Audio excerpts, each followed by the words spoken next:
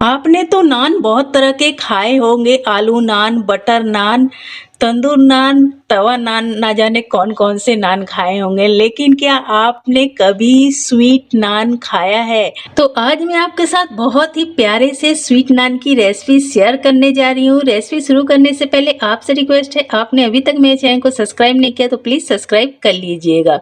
यहाँ पर मैंने बाउल ले लिया है, इसके ऊपर से रख दिया है मैंने छन्नी, ले लेना है 2 कप मैदा।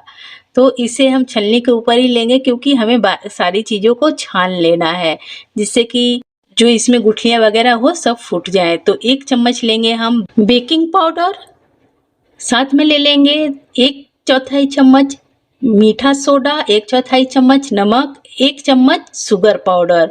इन सभी चीज़ों को अच्छी तरह से छान लेंगे।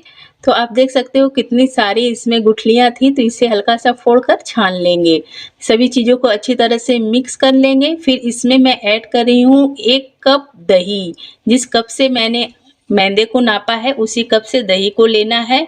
तो दही मेरी बिल्कुल भी खट्टी नहीं है, ताज़ी दही है, इसलिए मैंने 1 कप लिया है। अगर आपकी दही खट्टी हो तो आप 4 से 5 चम्मच दही यूज कर सकते हो, बाकी आप दूध या पानी से बैटर रेडी कर सकते हो, मतलब डो को लगा सकते हो। तो यहाँ पर डो को लगाने के बाद मैंने एंड में 1 चम्मच घी लिया, फिर इसे मैंने अच्छी तरह से गूँथ लिया।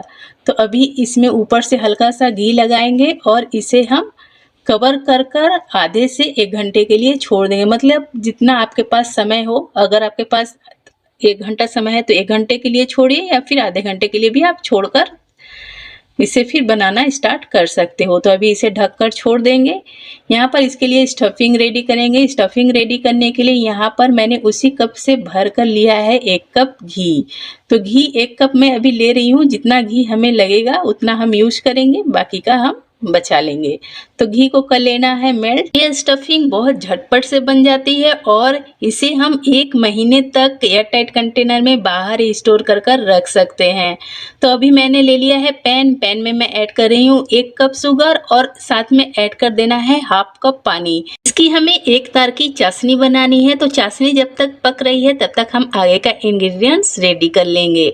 तो यहाँ पर मैंने ले लिया है सेम वही कप, उसी कप से हम लेंगे 1 कप बेसन।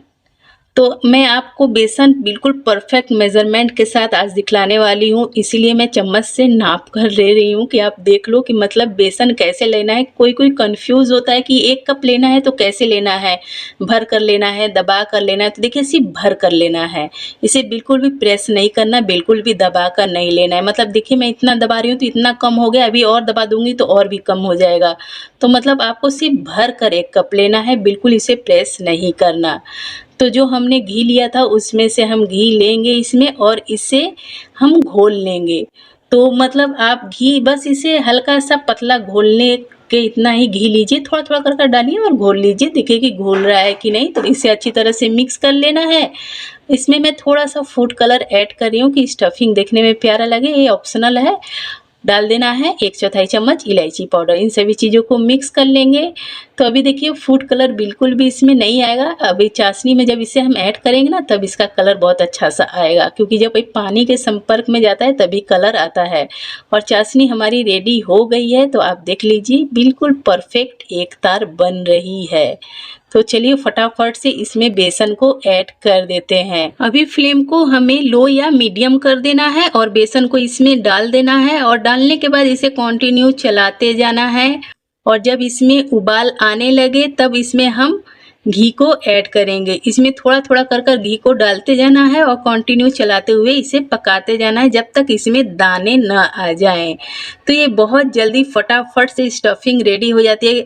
आप आम तौर पर जानते हो जब हम बेसन को भूनते हैं तो उसे भूनने में 10 से 15 मिनट का तो आराम से समय लगता है, क्योंकि उसे बहुत ही लो फ्लेम पर पेशेंस के साथ भूना जाता है जिससे कि बेसन अच्छी तरह से पक जाए।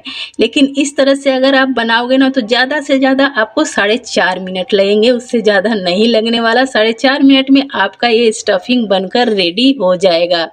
तो यहाँ पर मैं इसमें थोड़ा-थोड़ा कर घी डालती जाऊँगी और इसे कंटिन्यू चलाते हुए भूनती जाऊँगी।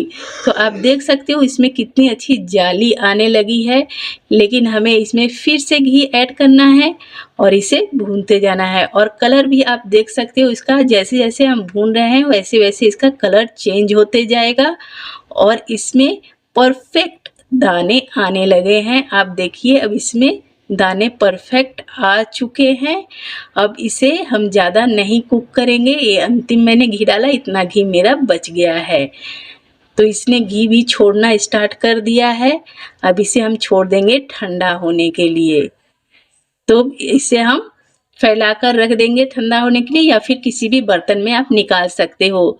अभी यहाँ पर हमारे डो ने भी रेस्ट कर लिया है। इसे रेस्ट करते हुए 1 घंटे हो चुके हैं। मैंने इसे 1 घंटे के लिए छोड़ा था। तो इसे हाथों में हल्का सा घी लगा लेना है और बहुत अच्छी तरह से गूँथ लेना है। थोड़ा पटक-पटक कर गूँथना है। मैं थोड़ा फास्ट वीडियो कर आपको दिखला दे रही हूँ कि ज़्यादा समय ना लगे, आप पूरी रेसिपी को समझ पाओ। तो इसे अच्छी तरह से गूँथने के बाद हम इसकी लोई कट कर लेंगे। तो देखिए इसकी लोई हमें गोल-गोल कर रख देनी है। तो कुछ नहीं करना, सिर्फ़ इसे हल्का चिकना करना है, हाथों से दबाना है, लोई को निकाल लेना है। तो इसी तरह से हम सारी लोई को कट कर लेंगे और लोई के ऊपर से हम हल्का-हल्का घी लगा देंगे। सिर्फ़ ऊपर-ऊपर से लगाना है और फिर से इसे हमें 10 मिनट के लिए कवर कर रख देना है। तो बहुत ज़्यादा समय के लिए नहीं रखेंगे, सिर्फ़ 10 मिनट के लिए ही छोड़ेंगे।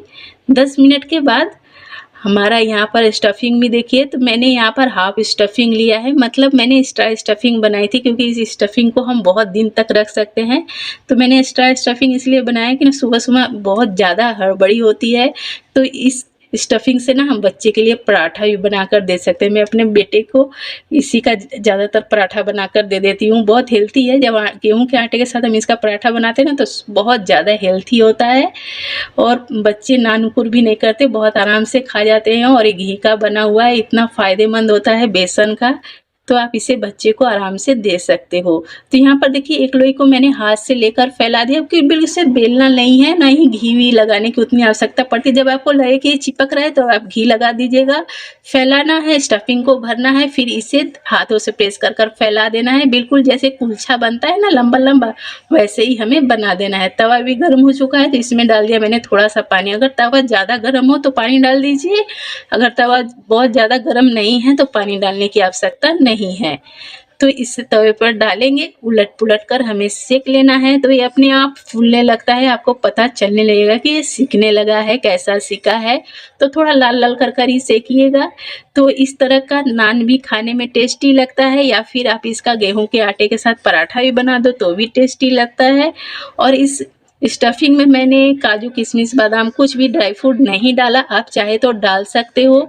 ये बिना किसी भी ड्राई फ्रूट के ही इतना ज़्यादा टेस्टी है, मतलब ये अपने आप में संपूर्ण है, इसमें कुछ डालने की आवश्यकता नहीं है।